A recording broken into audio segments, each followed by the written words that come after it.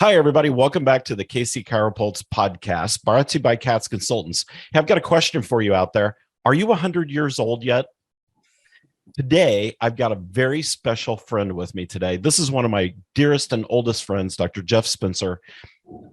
Jeff, I didn't mean to call you old, but well, anyway. Oh, no, it comes with the territory. Not 100, though. Not 100. Yeah. So what the heck am I talking about there? So Cleveland Chiropractic College is getting ready to celebrate its centennial. It's 100 years in education, which I happen to think is really important to the profession. And I invited you on here today, not because you're the president of the college or a teacher at the college, but you're the chairman of the board, right? Correct. Chairman of the board. So you're the outgoing chairman. Yes, and our other good friend, Dr. Patrick Hammond, so ironic, is the incoming chairman of the board. So we've got good friends managing the helm of the college. So, Jeff, I just thought we'd just talk a little bit about what the centennial is, what's going on, how the college is doing, and how all this is so important to the profession as a whole. Right. Well, happy to be here, first of all. So thanks for having me on. Yeah. Also, you know, it is exciting to have the centennial. I'm more excited to get to you back in town and be able to I can't wait. sit in on your lecture. So I can't wait. I think that one of the biggest things about a centennial for any institution, university or otherwise, is that just having that longevity and being in the game that long alone is just a crazy period of time. And of course, Right. with something like chiropractic, so many changes, wasn't even licensed when the university got started. Right. Dr. Cleveland's told this story many times that you never know what a knock on the door really meant.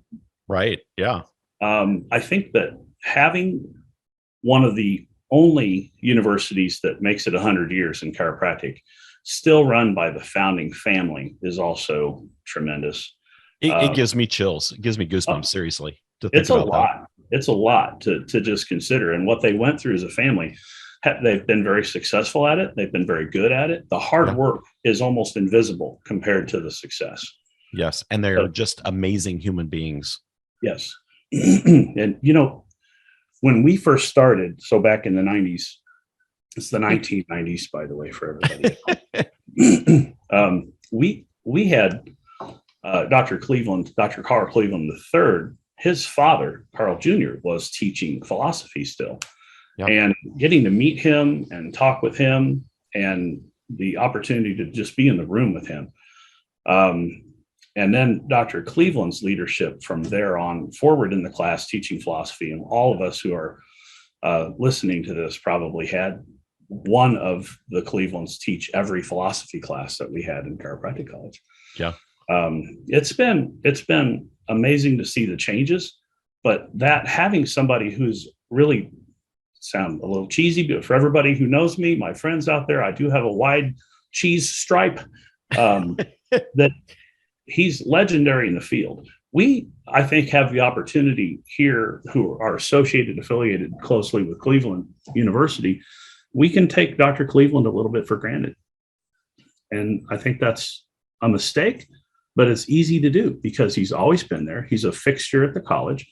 He's been a fixture in our education and in our lives, but he's also the most sought after speaker in the chiropractic profession, I think, that we've had for many, many years. And so he travels. He's such a keeper of the history of this profession. I mean, just sitting and having a conversation with him and the amount of information from, all the way back to 1895 that he's got just in his brain, let alone in the Cleveland History Library. He's amazing. No, walking heritage encyclopedia. Yes. Chiropractic for the college, but for chiropractic in general. And got to meet all these people firsthand for the most part. Right.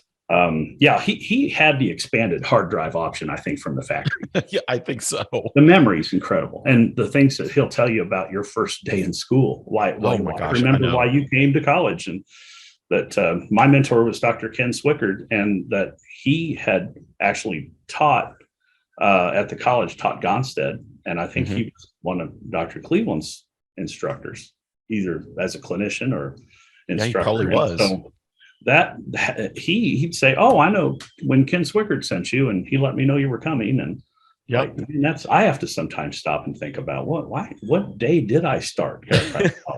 Well, and he does the same thing to me. I just saw him recently at the Florida National Convention. And, he comes up and, oh, I remember the first day you started, it was such and such day and such year. And Chuck Eddy sent you to the college. I'm like, how do you remember that? Chuck, what a legend. Oh, yeah. Still miss Chuck. Every time we're in the boardroom, it feels a little empty because we lost Chuck here a few years back. And yeah, he was a great man. Different ever since. He was a great man. He was a good friend of my father's. Bob Hatton was too. And okay. It was those two guys that got me to go to Cleveland. Well, you can't get a better reference. Right. Than those two. I know right. I know it. So I have big shoes to fill, when you talk about mentors. Absolutely. Just like you did. So, one of the things that I think is so cool about the centennial that Cleveland is celebrating this year, it's really a celebration of the profession and how founded we are in the longevity of our education, our philosophy, because that's a huge thing at Cleveland is, and I know what it is at most of the schools, but Cleveland's so focused on the chiropractic philosophy. Mm-hmm. Again, I get chills just thinking about it. And I think it's just interesting that for 100+ years, more than 100 years, we have held on and held tight to this philosophy. And we held on to it through times when we really could have been busted up and done away with several times throughout our history. And here we are today. We're stronger than ever. The chiropractic college education has shored up so much, and now we're integrating and training other types of professions. I know Cleveland's got Rad Tech program and several others. And I love what you and I had been talking about earlier about the fact that that's allowing us to not only integrate with them, but to immerse those people into the chiropractic lifestyle philosophy, getting adjusted, et cetera, while they're in school. So we're creating chiropractic evangelists, if you will, that are going to be out there in other professions. Exactly. And that's a great term for it. If you have those people immersed in chiropractic as they're learning their trade, I think that can only help make future relationships. Absolutely. And so one of the others, we have OTAs and Rad Techs. We've got master levels programs as well. So chiropractic is always going to be the main item on the menu at Cleveland. But I think having a chance to branch out and add some additional services, we have the space, we have the staff, we have all the technology already there. But to be able to bring those folks in-house now and help them with their trade and get them a profession that they can go out and practice on their own or in a hospital, those folks are always going to have a positive idea of chiropractic. And that's, we know in traditional universities at some places in the United States, this is still the case where it doesn't always get a positive shake. I think there's always been some cooperation. There's always been some advancement even of the relationship between chiropractors and other practitioners. Mm-hmm. But I think that there are still always those places where old school folks live in fear of chiropractic. Mm-hmm. And it isn't a fear that they would talk about this way, but it's a fear of affecting their practices or images maybe in a way that they didn't want. Sure. We don't always have the answer, but I think that our box might be bigger from a philosophical standpoint and from a standpoint of being able to look at the whole body. I think we've got training that's unique in that. Absolutely. So if we can send folks out that are almost missionaries for chiropractic, but work in other fields, it's just planting positive seeds.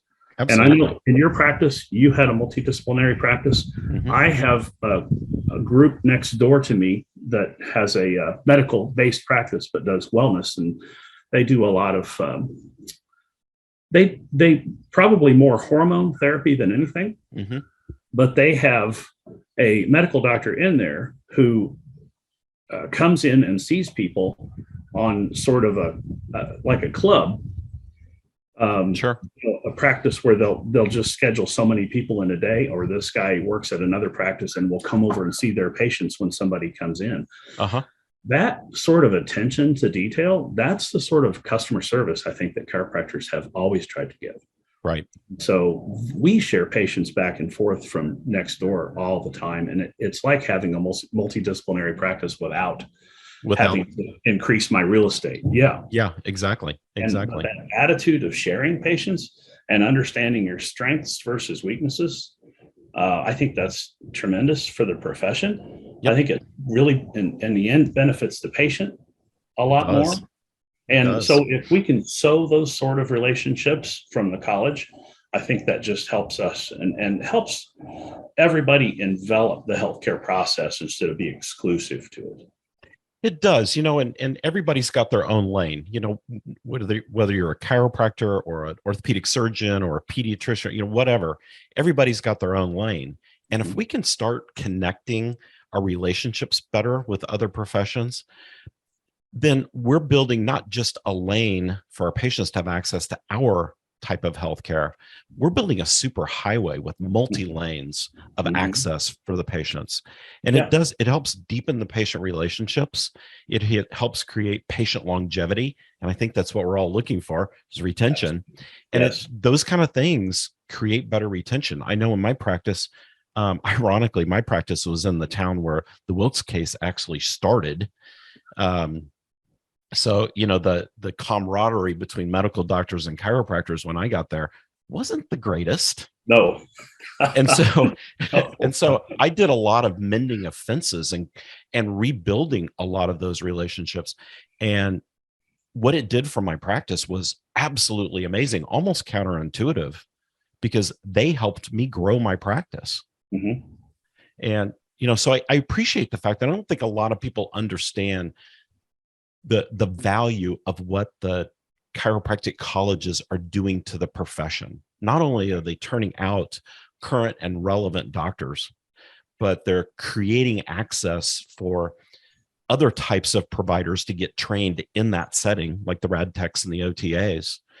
But they're also our hugest, it's not really a word. Oh, I like it. Joanne would have made that word up. Yeah, it's our biggest resource, really, for research, and the research that's coming out of the colleges right now. I know Mark Pfeffer at Cleveland. My gosh, the stuff he's coming up with, it's unbelievable. And those are the things that are really helping build our profession and strengthen our profession. Right. And the more we get on the map, the better. Absolutely. So if some of that's through research and published research, especially, and Dr. Pfeffer is especially talented at making those inroads with publications, and even a lot of them now are online publications that if we get published in those, that just gives additional credibility to Cleveland, but really chiropractic in general. Absolutely. I think that's helped a lot. Every time we publish something in spine, then I think we're a step ahead in terms of trying to show how hard we've worked at credibility and practice development, and developing our craft. Right. And how much reality there is in chiropractic care and not just anecdotal evidence. Right. Yeah. We were interesting in how we got started as a profession, because we didn't start science-based. We found something that worked, and then we had to figure out how to show the science. Right. But I think that you own the philosophy first and the science comes. Now, what's interesting is we start that way in school at chiropractic college too. You get philosophy your first trimester, and you're not even sure what some of those things apply to until later. And you start finding ways to plug that knowledge in. But I think if we keep philosophy as our key as a profession, I think our success will be ensured. It's funny you bring up philosophy in the first semester. I remember Dr. Cleveland showing the safety pin cycle. And for the life of me, I couldn't understand it. I mean, why are we using a safety pin to show how our profession works? How crazy is this? And I think it was about trimester 3. I think I was in a neurophys class or something. And I'm like, light bulb. Now I get it. I get it. Now it makes sense. Well, and probably Dr. Bartlett. was the one teaching the neuro. He was. He had a great way of getting that information downloaded into us too, that we didn't always know we were going to need until later. Right. And some of those things, because we didn't understand half of what he was talking about. Right. Exactly.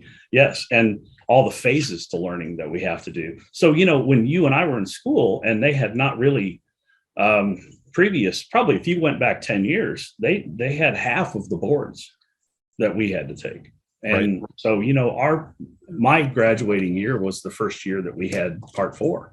Right. Nobody even knew how to study for Part 4 at that point, it turned out to be great for the profession.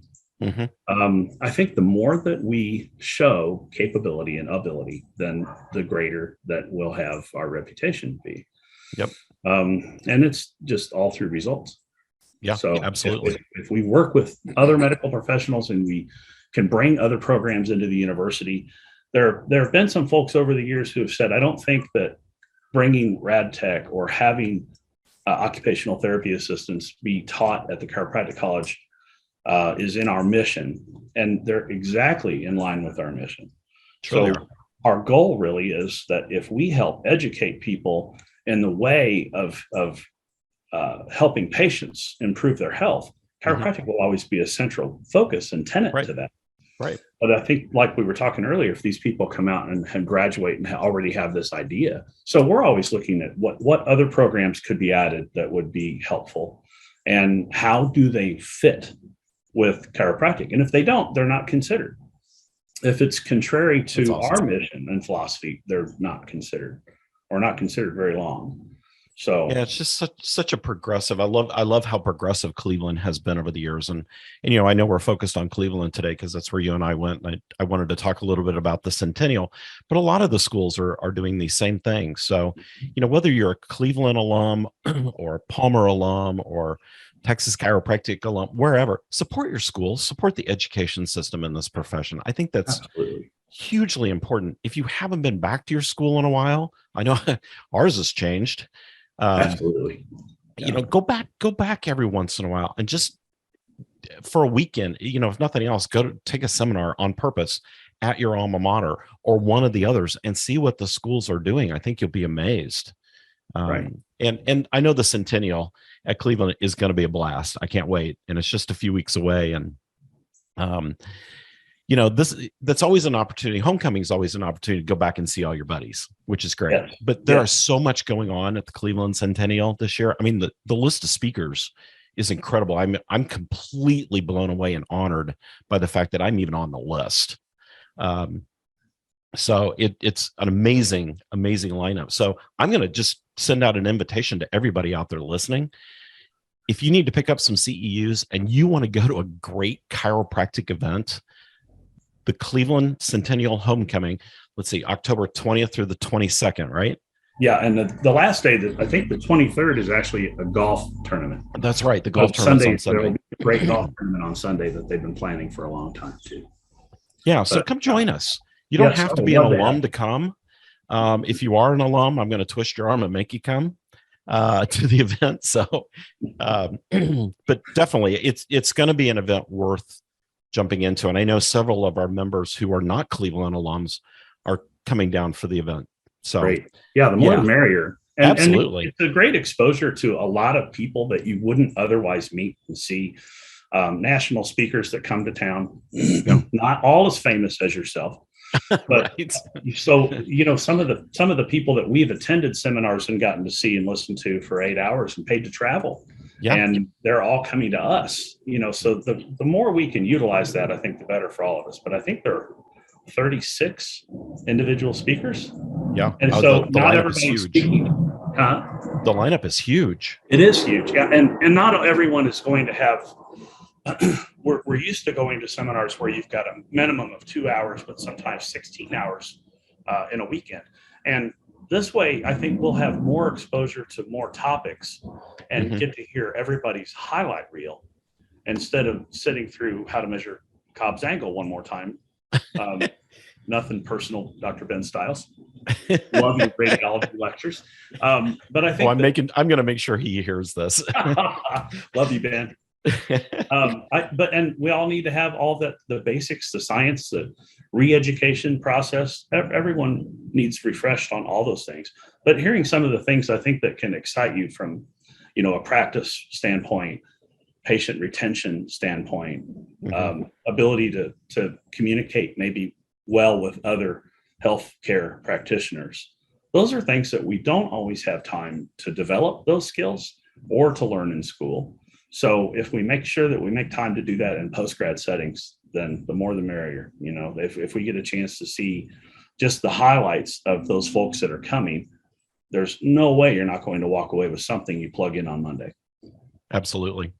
Yeah, absolutely. So make the time to join that event. I highly recommend it. Yes. Jeff, thank you for coming on today. This has been a blast. My pleasure. This is the most time that we've gotten to spend together for a long time now. I know it. So I can't wait to can't wait to see you guys at homecoming.